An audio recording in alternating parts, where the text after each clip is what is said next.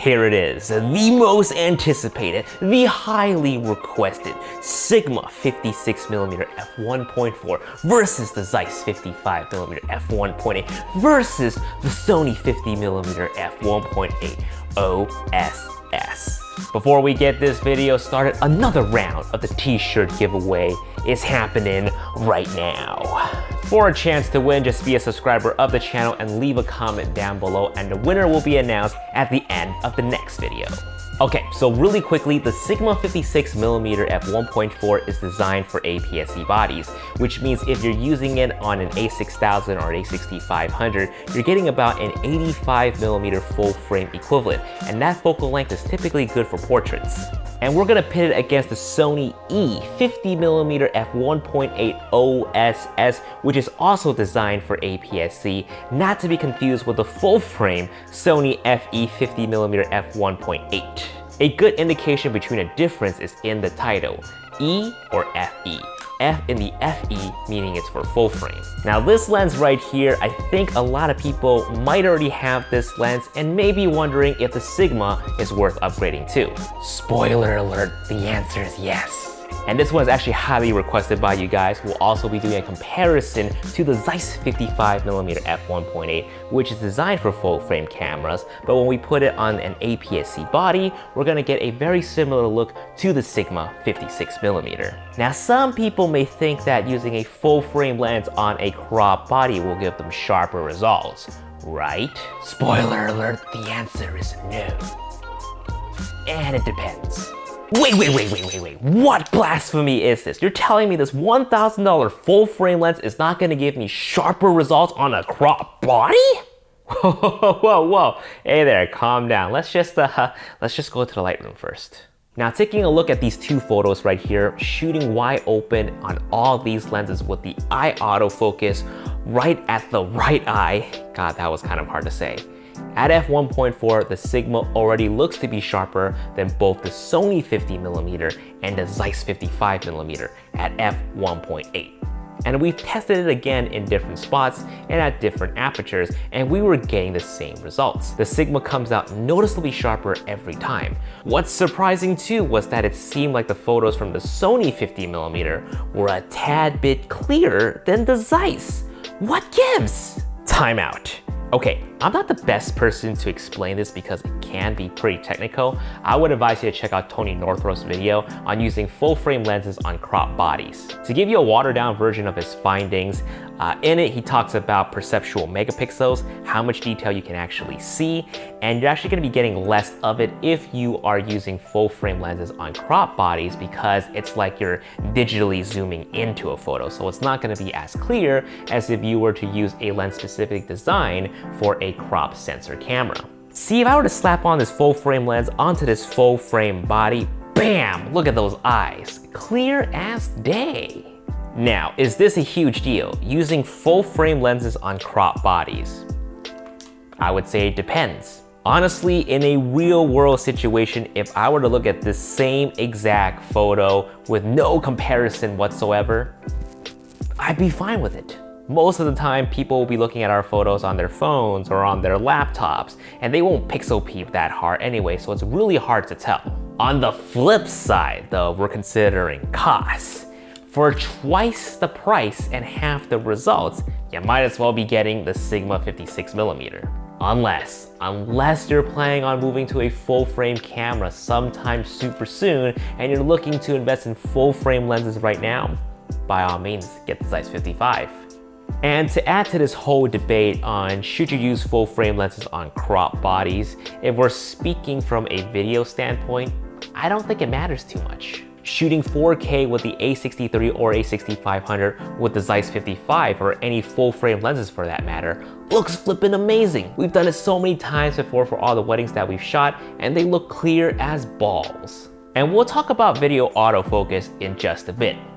Time in. Just for funsies, we also compared the Sigma 56mm on an a6500 against the full frame 85mm 1.8 on a Sony A7 III.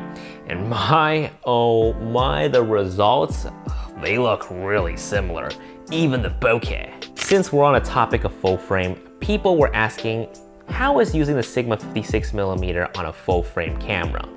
Well, it functions as a 56mm with noticeable vignetting on the edge.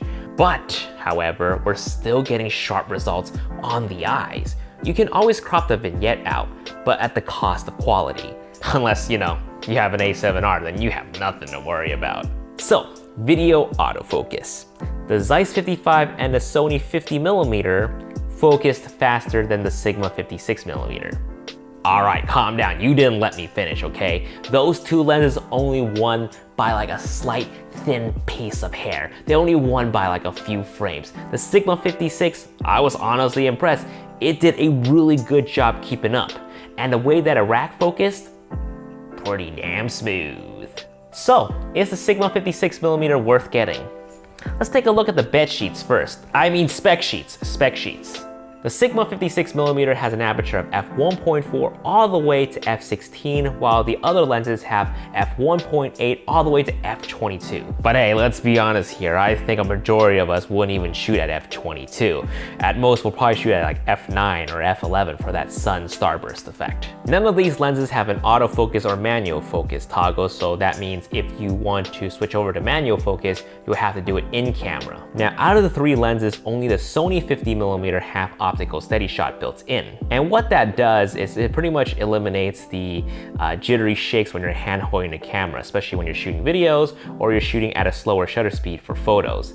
Now, to people who have the Sony a6500, it's not gonna be a big deal to you because we have in-body image stabilization built into the camera. However, if you're shooting with something older like the a6300 or a6000 or even the a5100, when you're shooting video, you're gonna notice a lot of jittery shakes on the edges, so watch out for that. Just have it planted onto a tripod or a monopod. Now, weight-wise, the lightest one is the Sony 50mm, whereas the Sigma 56 and the Zeiss 55 weigh in very similarly. However, the Sigma and the Zeiss has weather sealing while the Sony doesn't. Coming down to the price, the Sigma 56 will run you about $479, whereas the Zeiss 55 will run you about $998, whereas the Sony 50mm will run you about $298. So here's what I'll say. If you're planning on sticking to the APS-C ecosystem, by all means get the Sigma 56mm. It is super sharp, the focus reliable, and this combination right here is much lighter than this similar combination right here. And this one right here is pretty light already. Again, if you're planning on upgrading to a full frame camera sometime soon, get the Zeiss 55mm. However, if you're low on budget and if you have a camera that doesn't have in-body image stabilization built in, get the Sony 50mm 1.8 OSS. It ain't bad, it will get the job done.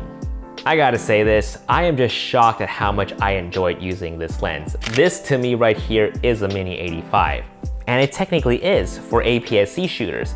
If I were to travel with a much lighter setup and I still want to get that compressed telephoto look that I love so much, I would gravitate towards the Sigma 56mm. Now, is this lens the best portrait lens for APS-C? Nah, brah. This right here is the best portrait lens for the APS-C. The Sigma 105 f1.4 mounted on the a5100. Look at this. Wow.